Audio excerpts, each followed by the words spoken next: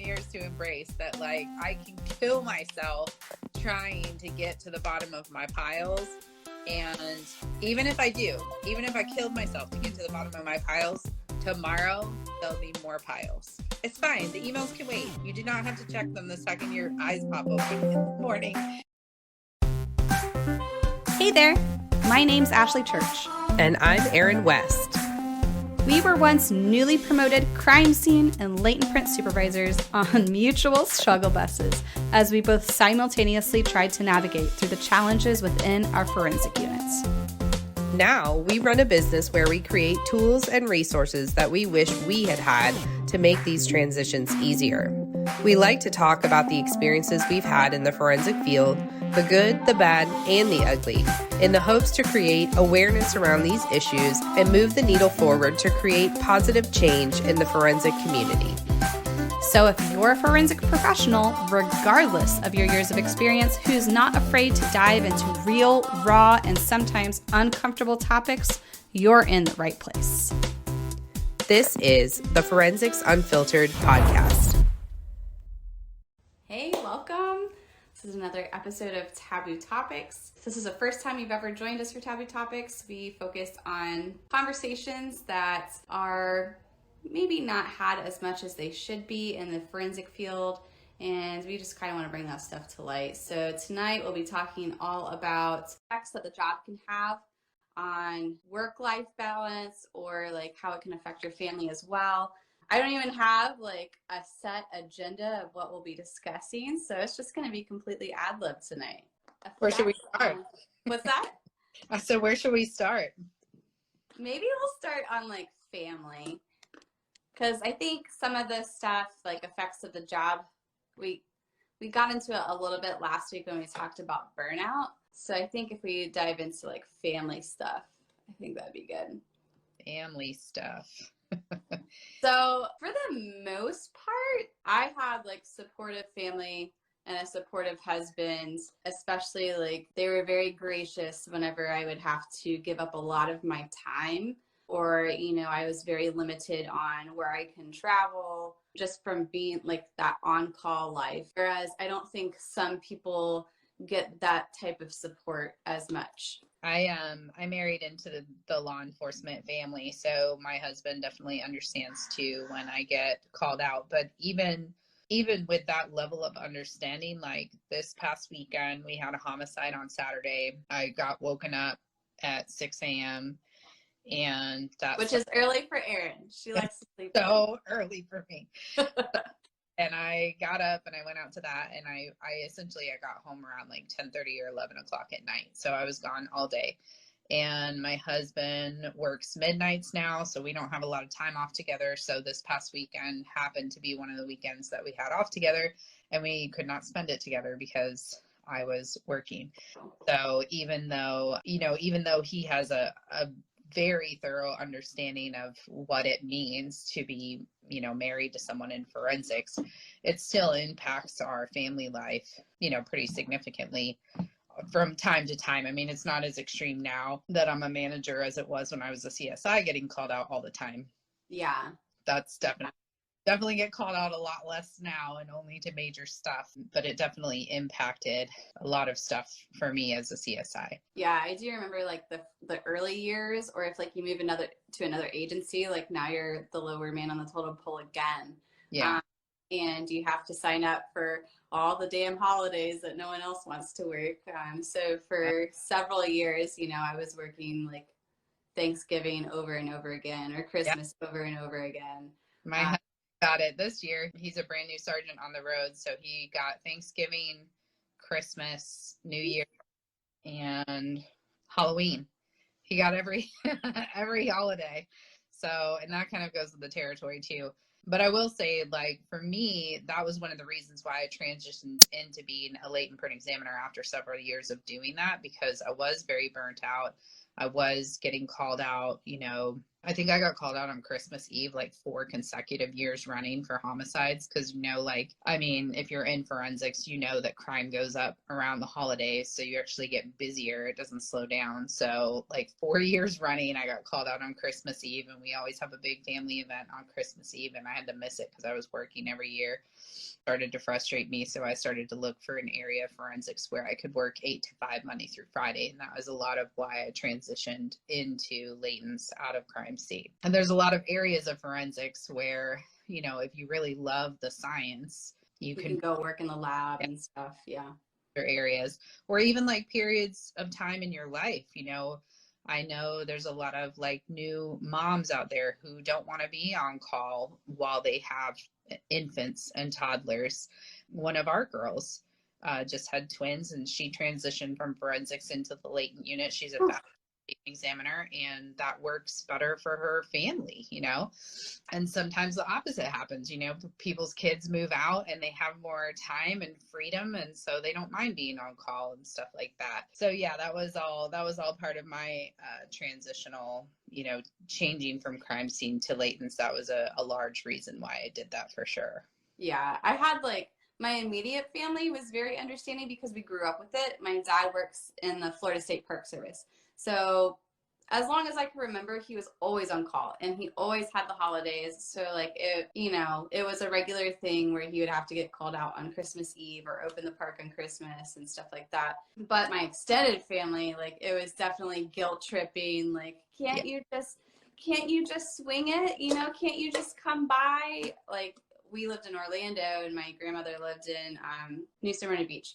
So it's about, a 2-hour drive, and even if I'm on call, that's too far away. So I'm like, no, I can't make it. And it was definitely a little bit harder with the extended family. Definitely had the guilt trip going on. But I will say, something that I have not experienced, and I know other people may have gone through these hardships as well, is having kids and being on call, especially when they get older. I do remember, my dad having to miss some of our practices or our games or band concerts. Not all the time. He was there for most of them, but there were definitely events where, you just have to be understanding that, his job called and he can't be there. I couldn't imagine right now having to sacrifice that with my own kids. Well, even the getting up in the middle of something and leaving, Yep. I mean, birthdays. We don't have kids, but I can't imagine what it would be like to be at your daughter's recital or something, and then to be like, mommy's got to leave. Kids don't understand that, No. So I remember, it was a normal thing, but definitely growing up during those occasions, it's I'm understanding, but also damn, a little disappointed. So I do think that is something that's definitely hard for people to go through in this field. It's definitely a sacrifice that you're making for your family. And that's why I strongly feel that if you're going to require your positions to be on call, they should be compensated, because they are giving up a lot, even if they're not getting called out. They're tethered to their phone and they're constantly checking it and stuff like that. So, well, even you can't even go far on the weekends. I mean, my husband's a sergeant now, but he was a detective. So before he was a sergeant, so he was on call and I was on call. And I've been on call for so long that I just live my life, they'll call me if they need me, kind of thing, Exactly. And so I've never really I'll still go out to eat. I'll go see a movie, even though I could get called out in the middle of a movie. I'll still do all those kinds of things. And he shuts down his world. We can't even go around the corner to the store because he might get called out. I remember being like that at the beginning. Yeah, a lot of people that are like that. I can't go anywhere. I can't do anything because I'm on call and I have to sit here and wait all weekend. I think that just takes time to get more seasoned, where you're you know what, I'm just gonna do my thing and not be ridiculous, drive 2 hours away, but you can go to the grocery store and you can go to lunch and whatever, Definitely. I remember at the very beginning, I would basically not go anywhere. Yeah. I was always expecting the worst. And then after you've been on call for so many years, you're like, well, I gotta live my life. Like, I gotta maintain these friendships and, you know, relationships with my family. And, you know, it is what it is. If they need me, they'll call and I'll be able to go. And it's not going to be a big deal. But I think like not being able to be spontaneous too can affect you over a period of time. I mean, I know like if you have a partner that doesn't like to be spontaneous, maybe they're not like missing out on much, but I'm the partner that wants to be spontaneous. Yeah. So like, you know, if I'm like, oh, you know, do we have enough coverage this weekend? Who do I need to contact if I want to leave and go somewhere, even if I'm not on call? Even if I'm not on call. That's what like you truly don't understand until you live it, like how much it affects you.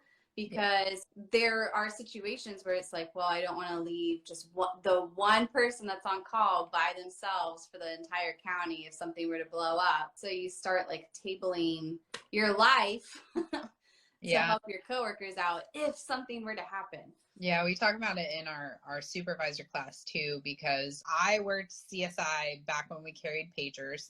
So I carried a pager, a phone and a pager. And then after several years of doing that, I transitioned to be a latent examiner. And I did not realize how stressful that was until I got rid of it. And when I got rid of it, it was like, oh my God, I had no idea how much that impacted me. Like those of you that are on call, you can hear that noise anywhere. Like you can hear that ringtone that you have for your call outs, like out in a public place or something, and that it sets you off immediately. Like it hits way down deep into your soul. Yeah, I remember actually it was like we were talking about mental health, but it was a police officer. It was someone sworn. And they're like, yeah, I started going to therapy and I was explaining to my therapist, like when I hear that ringtone, my stomach sinks, my heart starts racing, and I feel nauseous. And she's like, that's not normal, right? That's like anxiety. And you don't realize it, like you said, like whenever I finally turned in my on-call phone and gave my van back, like I did not understand how much an effect it had on me until I got rid of it. Yeah. And I even too, for a while, like when I transitioned over to latents and the forensic team would get called out, I had that like FOMO for a little while where I was like, oh my gosh, I want to go with them. Like I miss doing all of those fun things. Yeah. And then they would be gone for like 8 hours and they would come back filthy and sweaty while I had been sitting in the office drinking my iced coffee. And I was like, you know what? I'm good. I'm good. I don't miss those days. So yeah. I do like know that I've noticed some people that have family that's not as supportive. Yeah. Because like if I got called out, my husband's not gonna bother me. Like, you know, he knows like I will give him updates as I can, as needed. But there are some people that have family or significant others or whatever that will like they'll be upset, number one, so they'll make them feel like they've done something wrong, and then they'll like constantly call them while they're on scene, and it's like, dude, you realize I have to change my gloves every time I touch this phone? Exactly. And like it's not that I blame that significant other. It definitely takes a certain amount of patience and tolerance to be married to someone that is in this field. Yeah, that is for sure. When I worked at the lab in Virginia, I had to explain to my husband, 'cause we had to lock our cell phones outside the building. We weren't allowed to bring them into the building. So to check my text messages, I had to go through like 5 doors. Like I had to like disrobe out of a lab coat, take off my gloves, go through, you know, from the lab into the place where we kept our lab clothes, into the main office, outside the building to check my text messages. And he would be like, really? You haven't texted back in like a couple hours? And like, you don't understand. So that's like, you don't understand. It's not an easy thing, but that's what a lot of people are going through with significant others when they disappear on a crime scene for 7 hours. You never hear from them. Are you alive? Yeah. They're working. They're doing gross stuff. They don't want to change their gloves right now to check their text messages. Yeah. And whether we like it or not, it does affect them too. Like not just you not being there. I know like a lot of times I would call him and be like, waking him up. And he also has work the next day or whatever. Waking him up and be like, listen, I was just on a nasty decomp and I need you to meet me in the garage, like as I just, with a new set of clothes or like whatever, like a garbage bag to put my nasty clothes in and boots and stuff. And he would help me decon. So like it also affects them in that way too. You stink, but I love you. Yeah. Yeah. And then there's some people that love to be married to someone in this field because they just like hearing all of the stories. Yeah. And I definitely had some family members like that, but my husband was not one of them. He's like, I don't want to hear this. I don't want to hear this. Like, You're like, no, that's a hard pass for me. I think it traumatized him a little bit, and I was like, oh, he really does not like this. Buddy, I don't know. I don't share too many stories with Jason. Jason is a little squeamish as well. So even little things, he's like, oh, it's so gross. I'm like, I didn't get to the gross part yet. Yeah, I know. I to tell now, I just call Ashley. Yeah. Still always appreciate them. And like we've determined this is kind of like a Florida thing. So maybe if you're in a different state, you're gonna be like, what the hell? But in Florida, we also swabbed a lot of penises. So, he also had to be comfortable with me doing that to other men as well. This is taking a turn. I mean, I'm just trying to cover all the bases.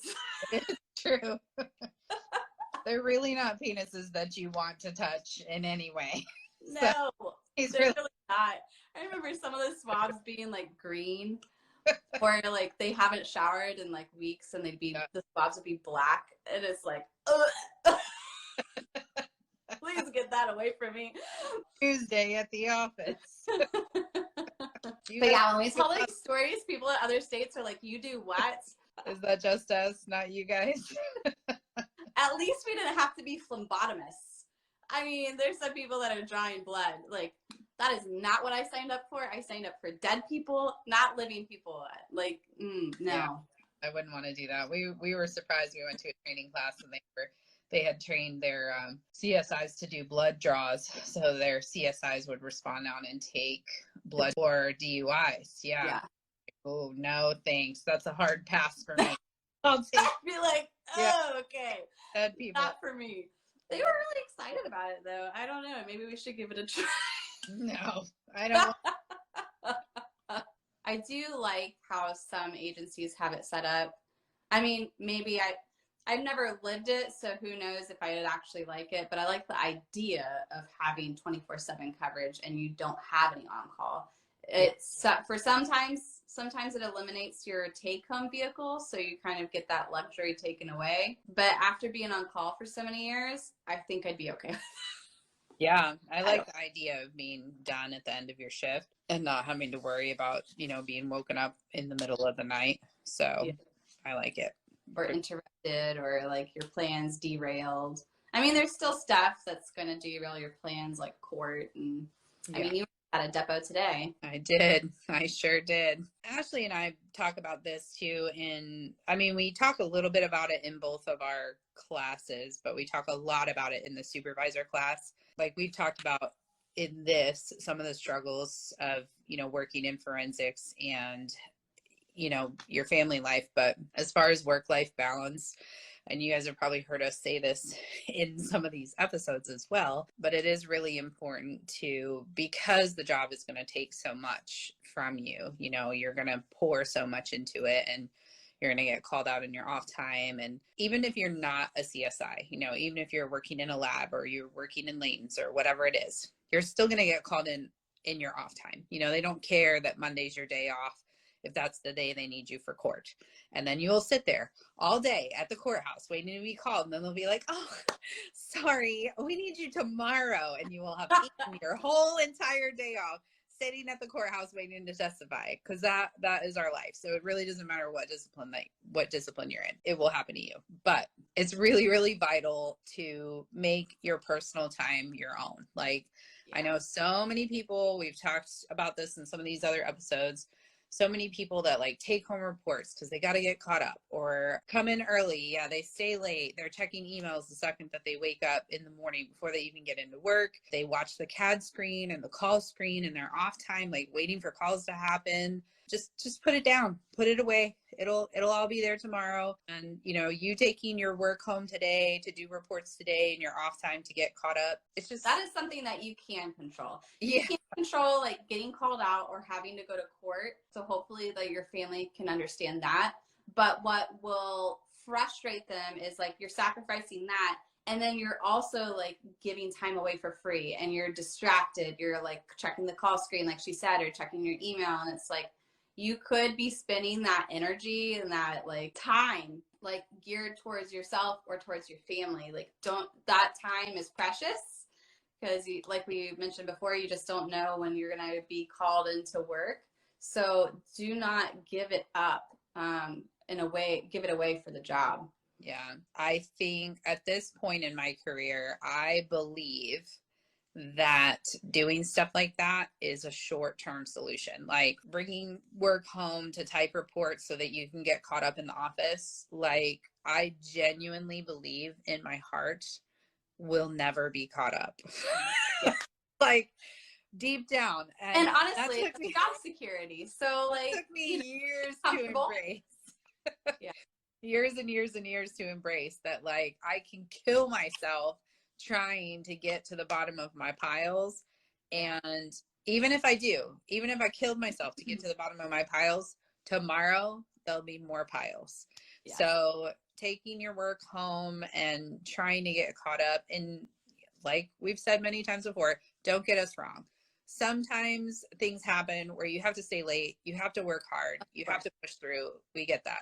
Don't do it all the time. Don't do it every single day. Don't do it every single weekend you're taking home reports. It's fine. The emails can wait. You do not have to check them the second your eyes pop open in the morning. Exactly. Get to the office. So your time is valuable. Your time with your family is valuable. Use that time. Spend the time with your family and leave work alone.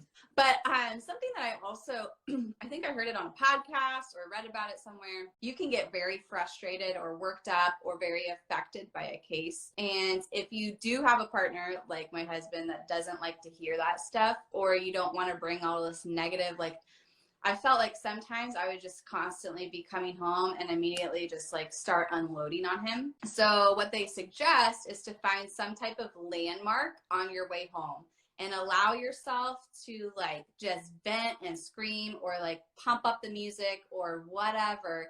And then once you hit this landmark on the way home, then you like shut it off. And that way, whenever you go into your home, you enter your home, you're not bringing all of that negative pent up energy to your household. I thought that was good advice. So as far as affecting your life, I think we've said a lot last week when we talked about burnouts, because that can definitely affect a lot of things. I think one of them too is just like your health in general and your mood. Yeah, for sure. I know at one point, it just depended what shift I was working or who had what days off, but I did get into a good rhythm whenever I worked night shift, and I had friends that were like, they really got into running and I got into running and I was like working out a lot. And then there were times where it was really hard to fit in a workout on this particular shift. And it would have been nice to be able to, and we've talked about it before too, to like work out on shift. Yep. And I even think too, I think as a CSI, you're a lot more active than you are in the other disciplines. And so when I transferred over to Layton's and you sit there all day long, and a lot of the disciplines are like that, where you're sitting there all day, but you're engaging, like you are so focused, and the detail work that you're doing is so heavy. By the time I would get home from a job like that, I was exhausted. And I know it sounds ridiculous to think like you sat there all day. Why are you coming home exhausted? but like just you don't know till you've done it, and yeah, it's just like, oh, completely mentally drained. And I didn't even realize like how big of a transition that would be with going from forensics or like crime scene to latents, because crime scene was so active. You were always up and about doing stuff and out working scenes and stuff like that, and then transition to a job where you're sitting there for like 8 or 10 hours. So, you know, being conscious of your health in that too it can be very challenging for sure. The odd hours can be very challenging. Like, I know a lot of night shift people, you know, you can't go to the grocery store and grab a salad in the middle of the night. Like, the only stuff that's open is like shit places to eat. So you really have to be on top of like food preparation and all of that stuff if you're going to, you know, try to maintain healthy habits while you're while you're working midnights. So that's very hard, and it jacks up your whole sleep schedule, which is, I mean, I'm more aware of it now, and like I actually care about it. But in my 20s, like if I had night shifts, I was not concerned about my vitamin D levels, you know, but it's a real thing. It's a real issue. yeah. I mean, I worked 6 p.m. to 6 a.m. for a couple of years. So I would get home and I would go to sleep at like 8 in the morning, and then I would probably get up around like whatever, 3:34 to go to work. But my body knew that it was the middle of the day, and it would wake me up every day at like 11:30, 12 o'clock. I'd be like, oh, like trying to get back to sleep. And even like some of you guys might have this too. Like my supervisor, when I worked there, he worked day shifts. So he would have meetings with all of the supervisors that he supervised in the middle of the day. So all of those of us that were working night shift, like he would call a meeting at like noon or 1 o'clock. So you'd sleep for a few hours, you'd get up, come into the office for the 1 o'clock meeting, go home, like sleep for an hour, come back to work. Some of you guys might even have to deal with that.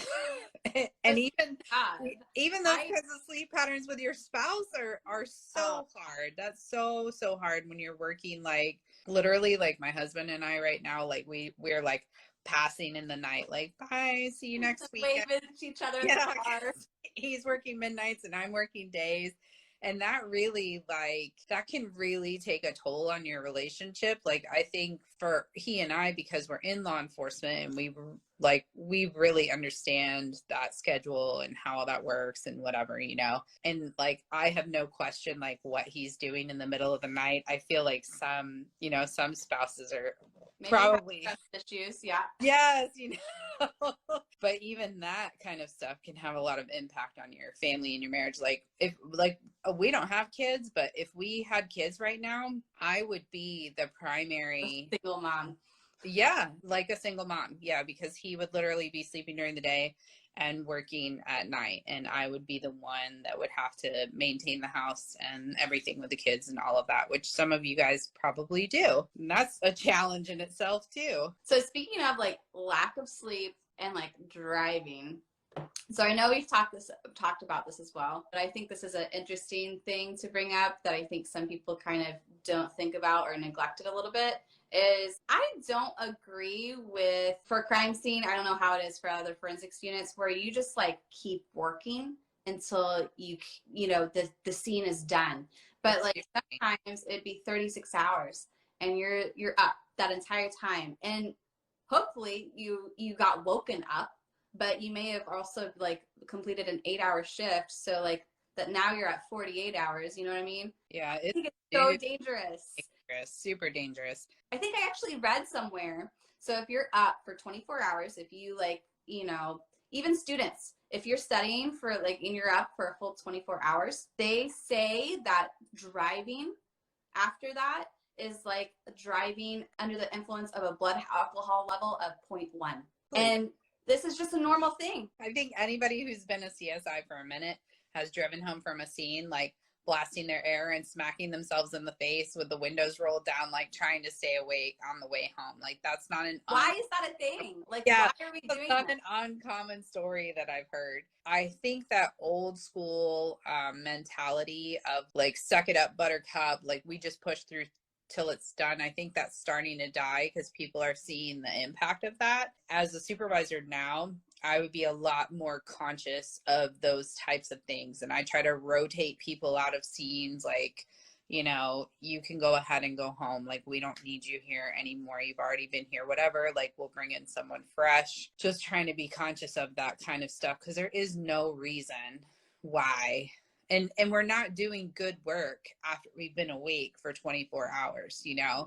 You're forgetting stuff, or you're getting fatigued. Like, I remember working those scenes and I'm like, please don't find one more piece of evidence. I can't do it. Cry. I'll literally cry if you find one. I will literally cry right now if you tell me to dust one more counter. Like, I can't. Well, and two, it always happens like the homicide guys, they go home and sleep, you know? And then they come back out and like, yes. Yeah, they find this other list of shit for you to do, and you're like, they come out fresh in the morning and they're like, did anybody see that there? And you're like, oh God, no. Yeah, we're not doing our best work. Like, and it's super dangerous if you actually care about your personnel. Like, I don't care if you have to hold the scene, or if you have to get mutual aid from a different county or a different police department. Like, you have to do right by your people. And some of them will, like, you'll have to like push them out the door and be like, no, you need to go home and get some sleep. But I think that's the right thing to do. You don't want them to drive agency vehicles when, you know, there was times where I'm like, I don't even know how I got home. Yeah. You know, like the blasting of the air and turning up the music didn't even work, because like, I don't even know how I got home. Yeah, no, I agree. You know, as a forensic person, you don't want to, when you're out working a major scene or something like that, like, you don't want to take a break. You just want to push through and be there for the team the whole time. It's not necessary. If we're going to be here for 16 hours, y'all can sit down for 45 minutes in the air conditioning and eat a snack, you know? Yes. So, we try to, you know, as supervisors, try to make people like, go drink some water, sit in the air conditioning. Sometimes that should be the function of the supervisor on scene. Yes. Like, you're not there to work the scene. You're there to make sure that your people have what they need. And if they need a damn break, then that's what they need. And then trying to think of like other effects that the job can have on you. Like you mentioned before, I think it's dying out, but it's still prevalent, where this mentality, like the agency owns you. And it's like that needs to also go away. Yeah, like, don't get us wrong. Like, we're workaholics. We yeah, love the job. We do love to work. Yeah. And yeah. they can call you out. I mean, they could call me out right now and I'd be like, bye guys, I gotta go. Yeah. But you do still, like, we see a lot of people that will never take a day off. You know, they're banking all their time for whatever, some magical vacation that's going to happen 20 years from now. There's so many examples of like officers and people that retire, and they retire and they have no idea like how much stress their body was on, and then their body releases it all. And you hear stories about them like having heart attacks and stuff, like 2 weeks out into retirement, where they had all these huge plans and they never did anything because they were waiting till retirement, and then they pass away and they don't even get the chance to enjoy that life that they spent so much time, you know, pouring into work so that they could enjoy their retirement. Like, none of us, our retirements are not guaranteed. Not for all of us, you know, like, yeah, I hate to be that guy, but all of us won't make it there. So live your life while you can, because you don't know what's going to happen. So take a day off, take a vacation, go whatever, take the afternoon to see a show, take a mental health day. Like, it's all good. You work hard. So use that time and spend a little me time. Go get a massage.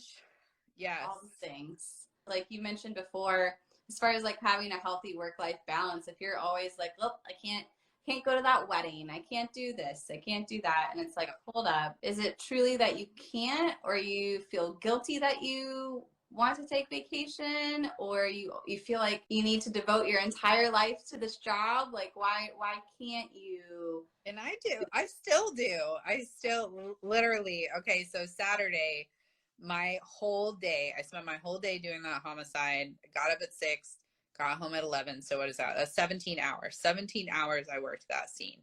So I don't make overtime at my level. I just eat any extra hours that I worked.